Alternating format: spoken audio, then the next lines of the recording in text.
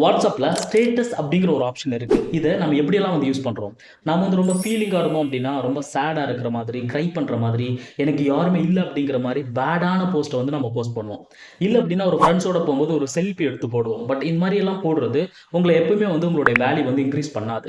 எப்பவுமே நம்ம கிட்ட இருக்கிறது ஒரு சின்ன கருவியா இருந்தாலும் சரி, அது உங்களை பத்தின அதிகமா பேசப்படுற உங்களுடைய வேல்யூ இன்க்ரீஸ் பண்ற மாதிரி தான் நம்ம யூஸ் பண்ண கத்துக்கணும்.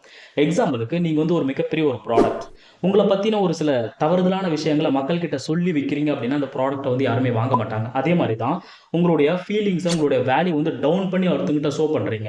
நீங்கள் க்ரை பண்ணுற மாதிரி, நான் ரொம்ப ஃபீலிங்காக இருக்கேன் அப்படிங்கிற மாதிரி அடுத்தவங்கிட்ட காட்டினீங்க அப்படின்னா, நீங்கள் கான்ஃபிடென்ட் இல்லாத ஒரு பர்சன் அப்படிங்கிற மாதிரி அடுத்தவங்க நினச்சிருவாங்க.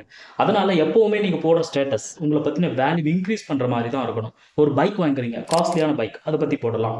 நீங்கள் ஒரு அழகான கவிதை எழுதுறீங்க, உங்களுடைய திறமையை வெளிப்படுத்துறீங்க அப்படின்னா அதை பற்றி போடலாம். இந்த மாதிரி உங்களுடைய திறமைகளை வெளிப்படுத்துற மாதிரி தான் உங்களுடைய போஸ்ட்